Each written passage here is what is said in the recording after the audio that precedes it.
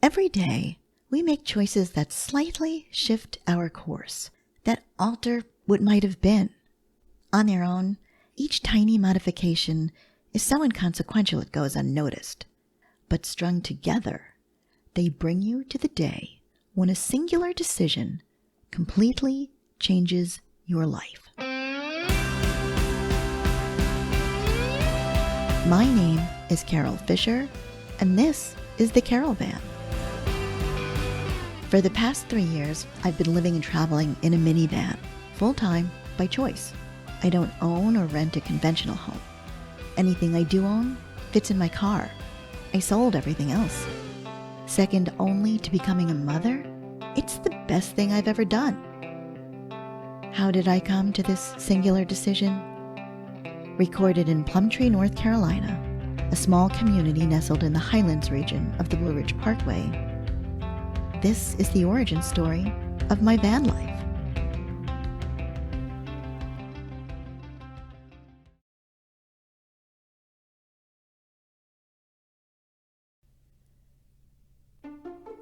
My neighbor was so loud, so obnoxious, so offensive that I sold everything I owned and moved into my car to get away from her. Hightailing it is kind of my MO. It started with rebelling against parental oppression when I was all of 7 years old. One Saturday, I wanted to wear my tap shoes all day, but my mother wouldn't let me, and I could not tolerate that, so I packed my little black and red plaid suitcase and ran away to the neighbor's house.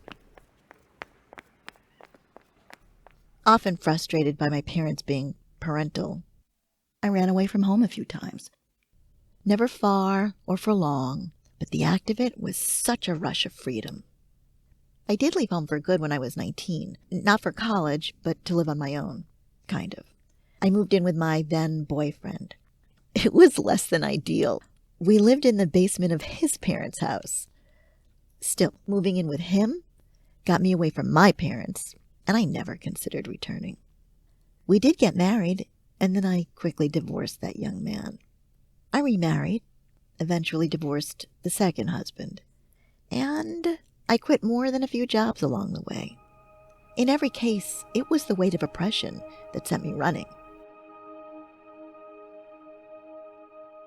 I found my parents' parameters for approval were too narrow for both my real life and my fantasy life. Books swept away my worries. As an avid reader, I romanticized all the stories that I loved. The Diary of Anne Frank, Little Women, Wuthering Heights, Gone with the Wind. I would imagine that, like the heroines of those stories, I was unique, indomitable, brave, and, terribly tragic. I tried, but it was difficult to fully emulate my heroes with two little sisters ready to call me out for being weird. More relatable and compelling than all the fiction I devoured were my parents' stories of rebellion from their early lives. True stories as thrilling to me as any novel. I idolized my parents. My father bought a car when he was, 12, and then hid it from his parents by parking it around the corner. Then he left home to compete in the rodeo circuit when he was only 16. 16! He traveled all over the United States for years, well into his 20s. In contrast, my mother chose to enter the convent when she was young. But with her outsized personality, wit, and intelligence, she needed so much more than the subjugation and piety of convent life. And the nuns were cruel. She knew herself and had the courage to leave the convent before she took her final vows. Later, and sometime before meeting my father, she fell in love, got engaged, then changed her mind and broke off the engagement. She was still living with her widowed mother in 1950s Little Italy. Her decision at that time was scandalous. I admired my parents for their independent spirits, for making bold decisions and sticking to them without, it seemed to me, caring about what anyone else thought. My parents definitely marched to the beat of their own drummers. I wanted to be like them. The truth? I was terminally mediocre. So, with all that lore to draw from, I'd try on the personalities of people I admired, real and fictional. There was a brief time as a tween when I would speak with a British accent in public, probably badly, out of earshot of my family. There was also the period of walking with a ridiculously exaggerated limp, as though I was born with some dreadful malady. Later, as a teen, I moved into my saintly phase. Already an approval seeker and deeply influenced by my Catholic upbringing, I thought if I could achieve selflessness, I might then truly be tragic and heroic. I volunteered to work with a group of developmentally challenged teens as a candy striper in a local hospital, and I worked as a home health aide. Then in my senior year of high school, I volunteered to be a religion teacher. That was an epic fail if there ever was one, because it made me realize I was not religious, and I didn't believe in God at all. As a teenager, when I spent hours alone in my room, I imagine it was tough for my parents to know how far outside the boundaries they'd made to let me wander while staying true to themselves and keeping me safe. I had no way of understanding that, though, and I completely lacked the empathy to consider how they felt, despite my mother's notorious meltdowns. I would steel myself against those tirades. They were filled with targeted insults, intentionally cruel, to break me. When she was angry, nothing escaped her contempt. How I wore my hair, how I walked, how I talked, how I dressed, my friends, my grades, my boyfriends. The message I heard was that love is conditional, and I was a loser. Mostly because in moments of frustration and anger, she'd snarl, "You were nothing but a loser."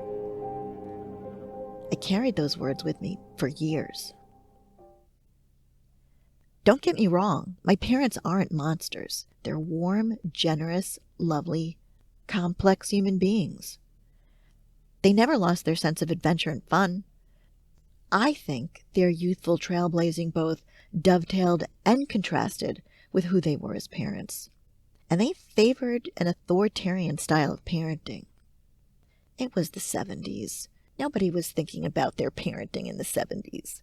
They couldn't have predicted that it was my nature to internalize everything and how their words would affect me. And they were raising 3 teenage girls. They were simply doing the best they could.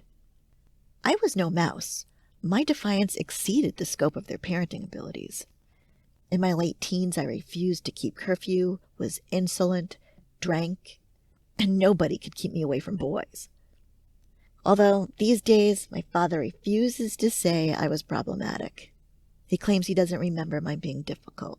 Either he's being kind, or he really doesn't remember, much the same way I don't remember the pain of childbirth. In any case, my recollection of our life together doesn't always match his. My perception of it is what shaped me. I do not like confrontation and actively avoid it. Despite the conflicts with my parents, at my core, I'm a people pleaser, and it's been problematic for me. At 19, feeling misunderstood, I believed that leaving was the only thing I could do to save myself. I felt that I'd outgrown my parents' rules, and in breaking those rules, I was a constant disappointment to them. I felt I would never be who they wanted me to be. It was painful to always be at odds with them and feel I wasn't good enough. So I left. Away from home, it wasn't long before I discovered that I'd merely traded parental oppression for male oppression, compounded by societal oppression. There was immutable pressure to serve the male gaze. Coming of age in the 70s, America's message to women was vexingly mixed. Get educated, make your own money. Get married, have children. Be a gourmet cook, keep a perfect home. Be social, be fascinating. Serve your man, be sexy. And for God's sake, don't seem too smart, or men will feel emasculated. My indoctrination was absolute. The price was excruciating. In every relationship, I felt trapped in a box of someone else's ideal. From my father, to my adolescent crushes, to my adult male partners, I don't recall even one of them ever conveying that I was enough, lovable exactly as I was. There was something about me that always required fixing or changing, and I was sure affection would be withdrawn if I didn't please the male of the moment.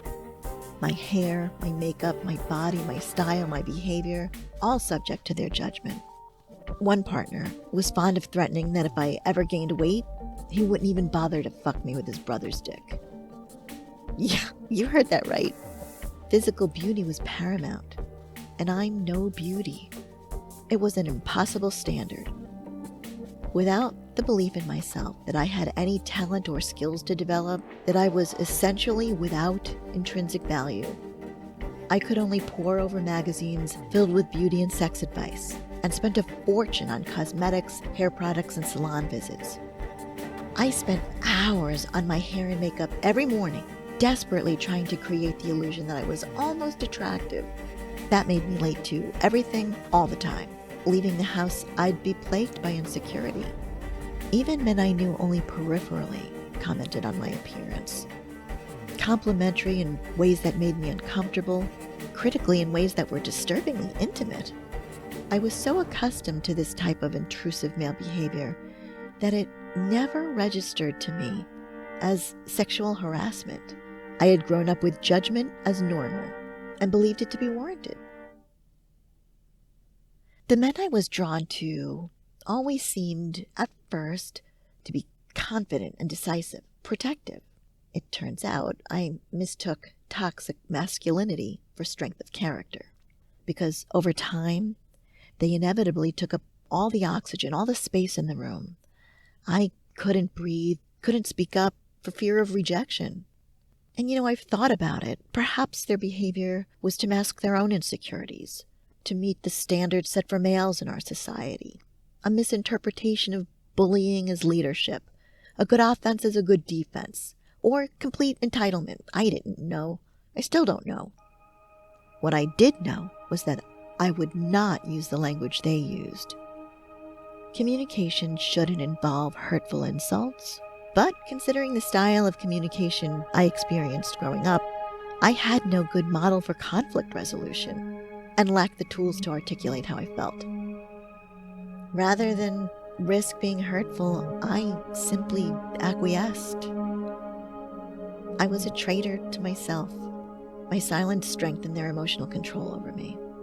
It was decades before I recognized the pattern to reject it. I was in my 50s when I finally achieved a measure of peace. It had been several years since I divorced my son's father, and I had recently extricated myself from a long-term relationship that really should have been no more than a few weeks of fun rebound sex. I was still desperately seeking external validation, and I worked hard to make that relationship into something it could never be. I can't regret it, though.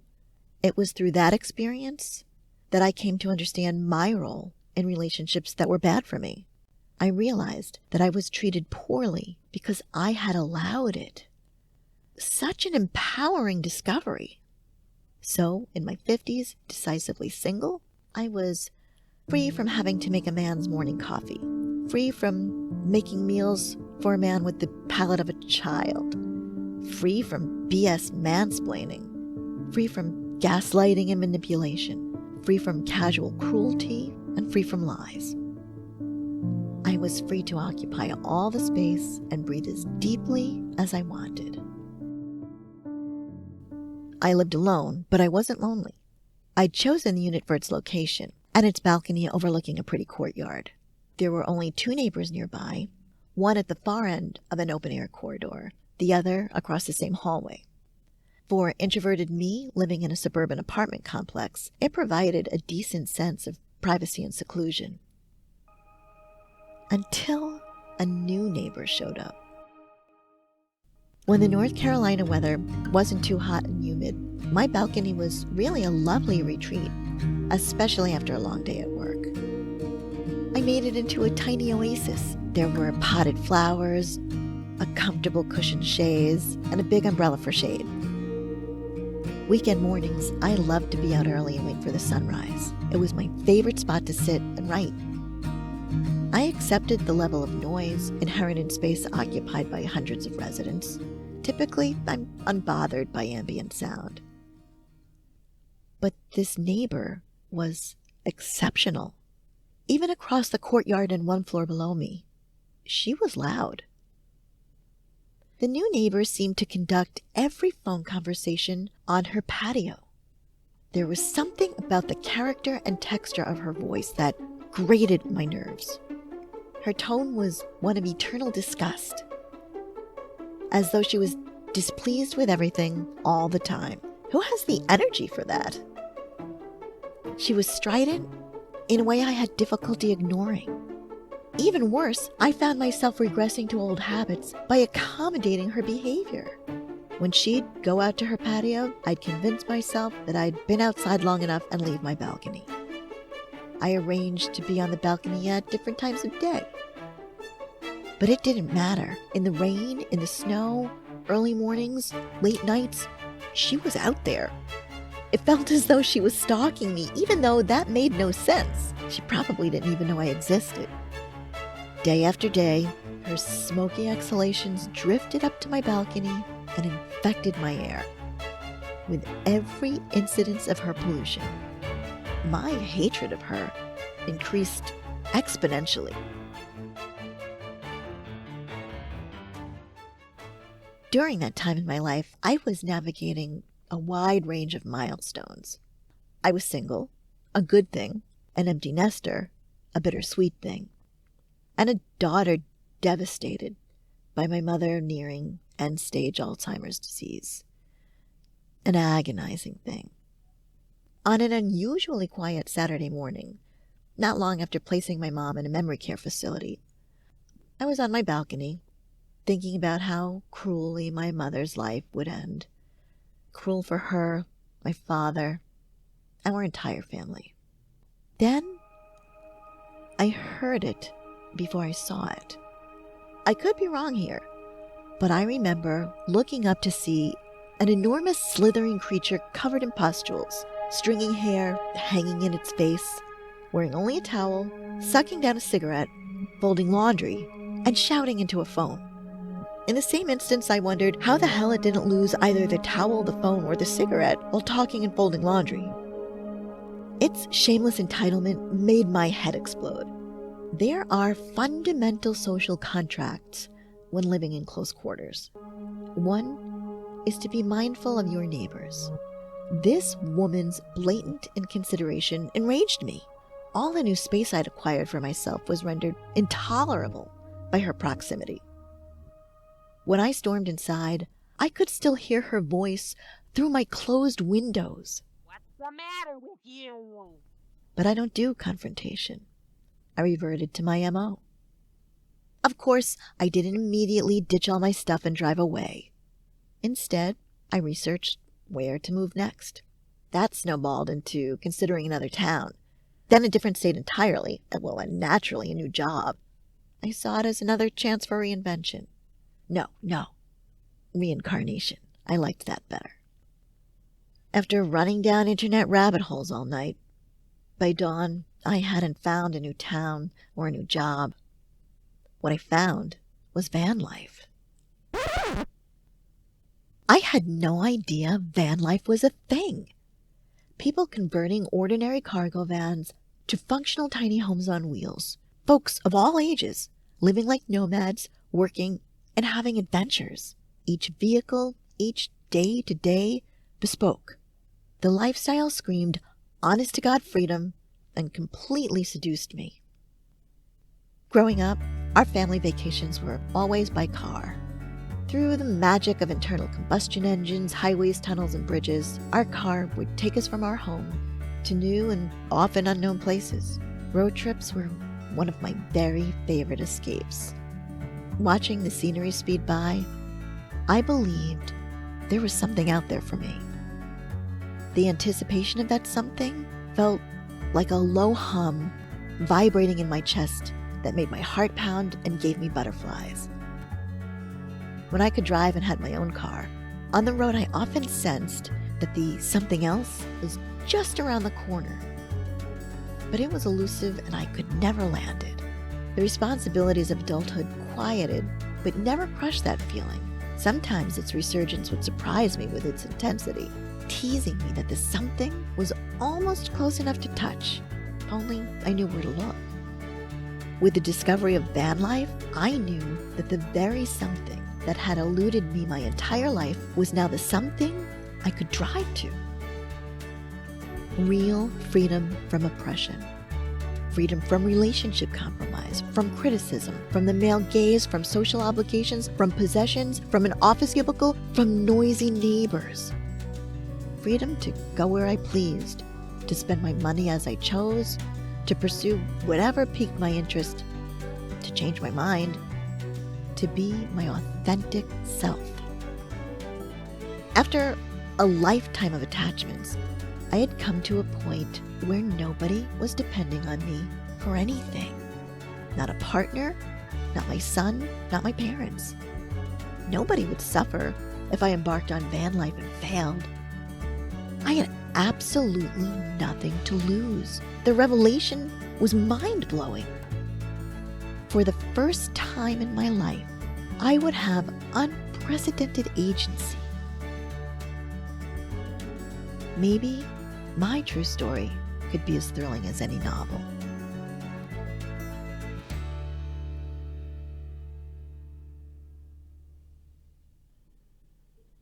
Hey, thanks for listening to the first episode of The Caravan.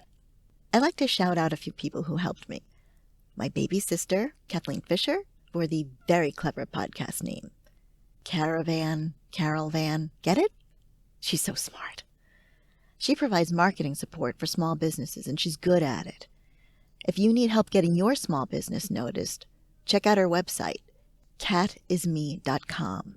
That's cat with a K, isme.com. Also, my friend Mark Stencil for his advice. And finally, my son Alec for his support, encouragement, and very insightful critiques of my writing. I love you, sweetheart. Now, listener, this is for you. Every nomad comes to van life for their own reason. Email me at thecarolvanpod@gmail.com with your reason. You don't have to be a nomad to write. Tell me about a life-changing decision you made, or ask me questions, or just say hi. Your email could be featured in a future episode. The Caravan publishes bi-weekly, so the next episode drops in 2 weeks. Until then, connect with me on Instagram, Facebook, and Twitter at thecarolvanpod for news and updates. And if you want to see photos related to this episode, head to thecarolvanpod.com. One more thing, please subscribe, rate, and review. Your comments will help get the podcast noticed. Thanks. All right, that's it for now. I gotta roll.